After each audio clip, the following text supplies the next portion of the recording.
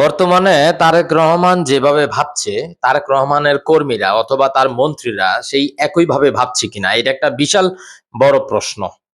কেন এই কথা বলছি? ১ম এ একটা কথা বলি। এই যে ২১শে ফেব্রুয়ারি ১ম প্রহরে মুনাজাত করেছে তারেক রহমান।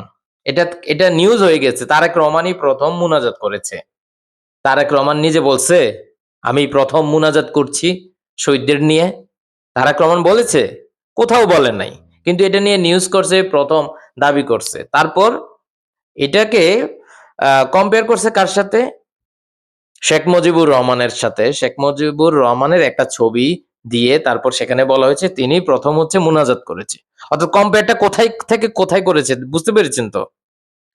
তারপর এই যে জ্বালানি মন্ত্রী টুকু সাহেব, তিনি বললেন যে ইনকিলাব শব্দ তার ব্লিডিং হয়, ব্লিডিং রক্তক্ষরণ হয় তার। মানে জেনজিরা ইনকিলাব, ইনসাফ এগুলা কেন ব্যবহার করে?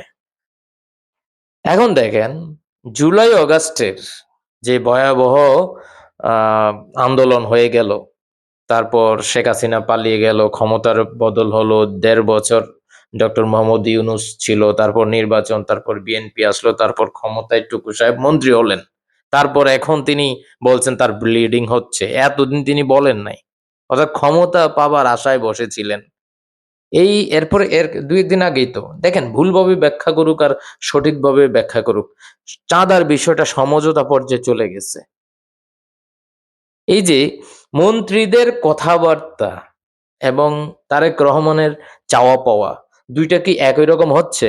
এখন তারেক রহমানের মন্ত্রিসভায় যদি থেকে তারা যদি এই উগুল-বাগুল কথা বলে, এন্ড অফ দ্যা ডে তাহলে প্রশ্নবিদ্ধ হচ্ছে কে?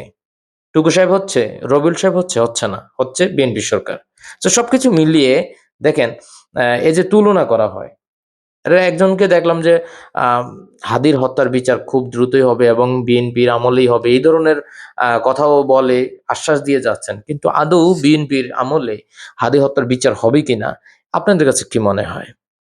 তবে আমার কাছে একটা প্যাটার্ন মনে হচ্ছে যে তারেক রহমান সাহেব তিনি কিন্তু একদম শুরুতে I have a plan যেদিন বলেছিলেন সেদিনই তিনি বলেছিলেন যে ন্যায়পরায়ণতার সরকার হবে।